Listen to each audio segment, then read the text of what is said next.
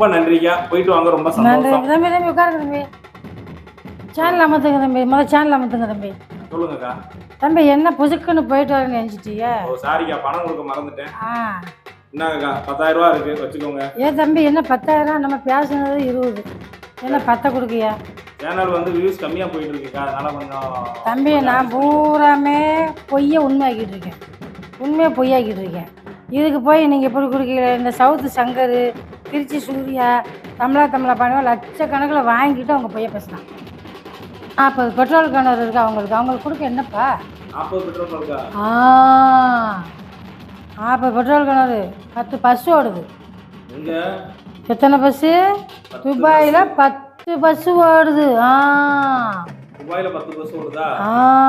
சரிக்கா, துபாயில 10 பஸ் ஓடுச்சுன்னா இங்க 40 சீட் எப்படிக்கா கொடுப்பாங்க? 10,000 கோடி வாங்கியிருக்காங்க.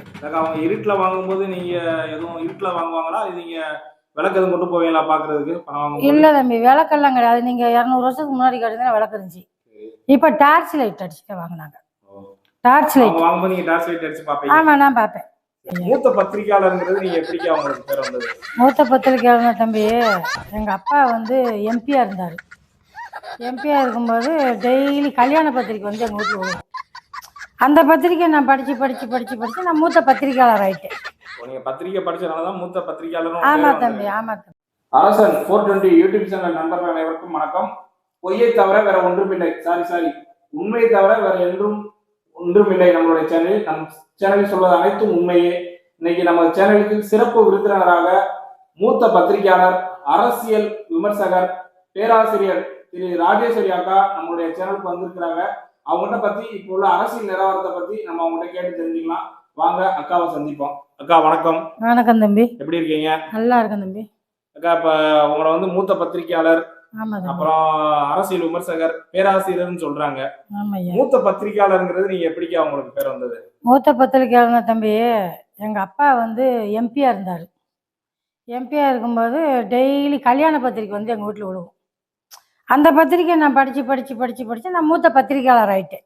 நீங்க பத்திரிக்கை படிச்சதுனாலதான் மூத்த பத்திரிகையாளரும். ஆமா தம்பி, ஆமா தம்பி. சரி, அரசியல் விமர்சகர்ங்கிறது உங்களுக்கு எப்படிக்கா பேர் வந்துச்சு?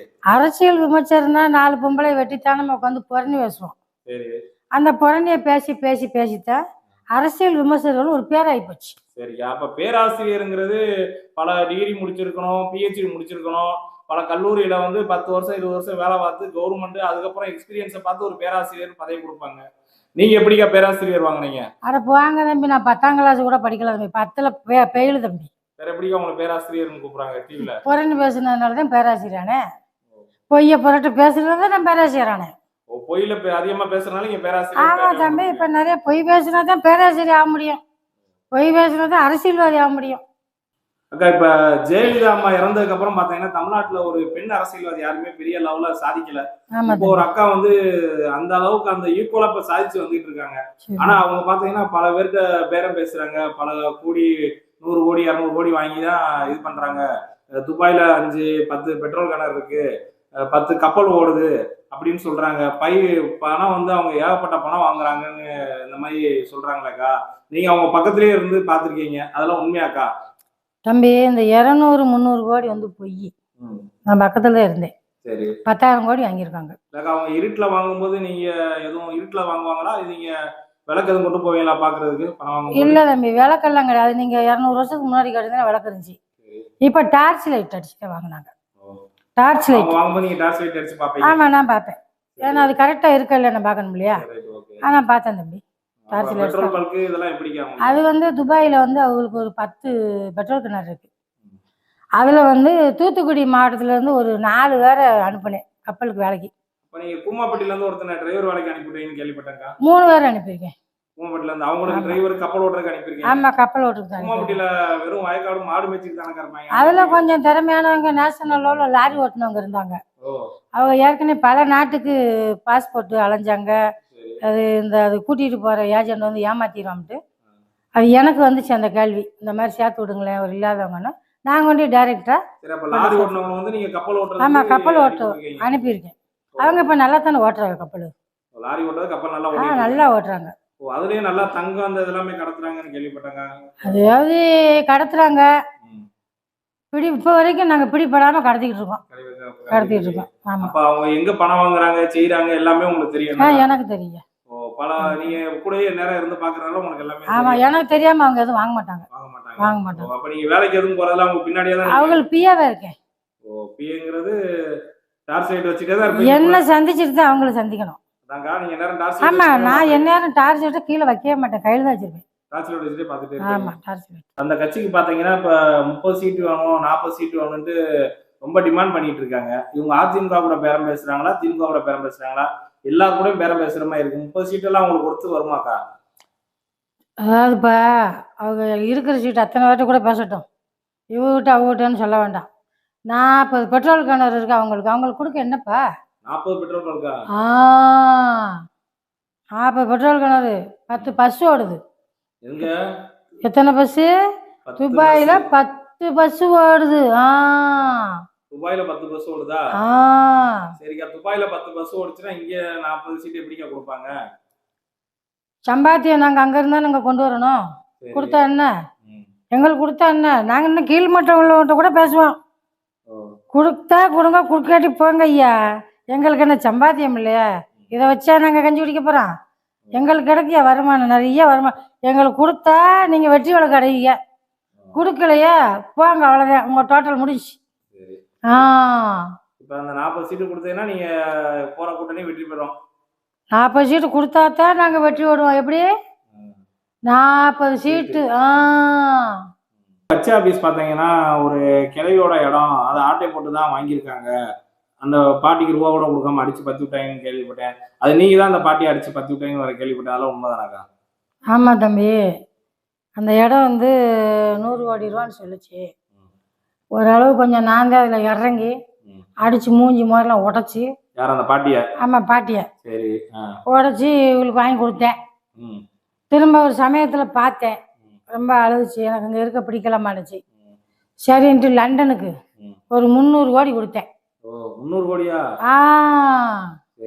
300 கோடி கொடுத்து விஷா எடுத்து சென்னை ஏர்போர்ட்ல போய் நான் ஏற்றி விட்டு வந்தேன். இப்போ அந்த பாட்டி வந்து இங்கே இல்லை, எல்லாம் அது பெரிய லெவலில் இருக்கும். லண்டனில் அது பெரிய ஹை லெவலில் போயிருச்சான். அந்த பாட்டி தான் அந்த சின்ன இடத்த கொடுத்து பண்ணியிருக்கு. சின்ன இடத்த கொடுத்து என்கிட்ட பெரிய அமௌண்ட் வாங்கிட்டு போயிடுச்சு. பெரிய அமௌண்ட்டாக வாங்கிட்டு அனுப்பிவிட்டுருக்காங்க.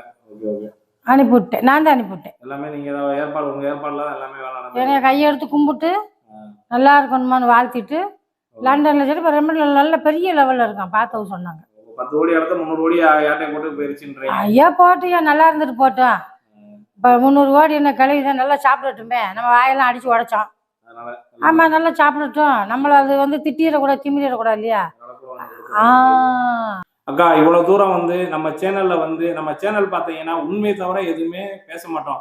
பொய்ங்கிறது ஒரு வார்த்தையும் வராது. அதே மாதிரி உங்க வாயில வருது பார்த்தீங்கன்னா வர்றது எல்லாமே நீங்க ஹரிச்சந்திரனுக்கு பக்கத்து வீட்டுக்காரங்கன்னு கேள்விப்பட்டேன். உங்க வாயில வர்றது எல்லாமே உண்மைதான் கேள்விப்பட்டிருக்கேன். அந்த அளவுக்கு நீங்களும் நான் இப்ப உள்ள அரசியல் சூழ்நிலையை எல்லா மக்களுக்கும் உண்மையா சொல்லியிருக்கீங்க. நீங்க எங்க சேனல்ல வந்து மக்களுக்கு இவ்வளவு தூரம் விளக்கப்படுத்துனதுக்கு ரொம்ப நன்றிக்கா. போயிட்டு வாங்க, ரொம்ப சந்தோஷம். தம்பி உட்காருங்க தம்பி, சேனல் அமர்த்துங்க தம்பி, முதல்ல சேனல் அமர்த்துங்க தம்பி. சொல்லுங்கக்கா. தம்பி என்ன புசுக்குன்னு போயிட்டு வரேன்னு நினைச்சிட்டியா? சாரிக்கா, பணம் கொடுக்க மறந்துட்டேன். என்னங்கக்கா, 10,000 ரூபா இருக்கு, வச்சுக்கோங்க. தம்பி என்ன 10,000? நம்ம பேசினது 20, என்ன 10 கொடுக்கியா? சேனல் வந்து வியூஸ் கம்மியா போயிட்டு இருக்குக்கா, அதனால கொஞ்சம். தம்பி நான் பூராமே பொய்யை உண்மையாக்கிட்டு இருக்கேன், உண்மையை பொய்யாக்கிட்டு இருக்கேன். இதுக்கு போய் நீங்கள் எப்படி கொடுக்கல? இந்த சவுத்து சங்கர், திருச்சி சூர்யா, தமிழா பாடுவோம் லட்சக்கணக்கில் வாங்கிட்டு அவங்க பொய்ய பேசுகிறான். நான் ஒரு உண்மையான குடும்பத்தை பொய்ய பேசிட்டேன். ஆனால் பார்க்குற ஊர் இன்றைக்கி என்ன தானே வைவாங்க. அப்போ நீங்கள் லட்சக்கணக்கில் சம்பாதிக்க அதெல்லாம் தம்பி புதுக்குன்னு 10 ரூபா கொடுத்துருந்தீங்க. தம்பி நான் ஒரு நல்ல குடும்பத்தை இன்னொரு வரைக்கும் பூரா பொய்யாத்தான் பேசணும். இப்படி பொய் பேசுகிறத பல முட்டா ஜனங்க இந்த டிவியை இந்த யூடியூப்பை பார்த்துக்கிட்டு உண்மை நம்புகிறாங்க. அது உண்மை கிடையாது. நம்ம 2 பேரும் பேசி வச்சு தான் பேசுகிறோம். இது நம்ம 2 பேருக்கு தெரியும், முட்டா ஜனங்களுக்கு தெரியுமா? தெரியாதுல்ல. இதுதான் அது இருக்குந்தாட்டிக்க நீங்கள் நல்லா சம்பாதிங்க. நீங்கள் இப்படி எனக்கு 15,000 கொடுத்து போட்டு நீங்கள் லட்சக்கணக்கில் சம்பாதிக்கல. இதே மாதிரி இந்த சவுத்து சங்கர், திருச்சி சூர்யா, தமிழா பாண்டியா இவங்கெல்லாம் இப்படி லட்சக்கணக்கில் வாங்கிட்டு இருக்காங்க பொய் பேச. நீங்கள் என்ன அடுத்து நல்ல ஆளை கூட்டிகிட்டு வந்தீங்கன்னு சொன்னால் நான் பேசுகிற பொய்க்கு 20 ரூபாயாவது கொடுக்கணும். நான் பேச மாட்டேன் தம்பி. சரிக்கா, அடுத்த வேற தலைவரை நீங்க நான் சொல்றேன். சரி நல்லா சொல்லுங்க. கதையை எழுதி வைங்க. நீங்க ஹரிச்சந்திரன் பக்கத்து வீட்டுக்காரங்கன்னு கேள்விப்பட்டோம். ஆமா நான் உண்மையை தவிர உங்க வாயில எதுவும் வராதுன்னு வேற கேள்விப்பட்டிருக்கோம். ஆமா. அதனால அடுத்த ஒரு தலைவரை நம்ம எவ்வளவு தூரம் மட்டமா பேச முடியுமோ பேசுவோம். உங்களுக்கு கூட 5000 ரூபாய் நான் நான் நல்லா பார்த்து கழுவி ஊத்துவேன். போட்டோம். நான் நல்லா கழுவி ஊற்றேன் கூப்பிட்டாங்க. நான் ஹரிச்சந்திரன் வீட்டுக்கு அடுத்த வீட்டுக்காரிங்க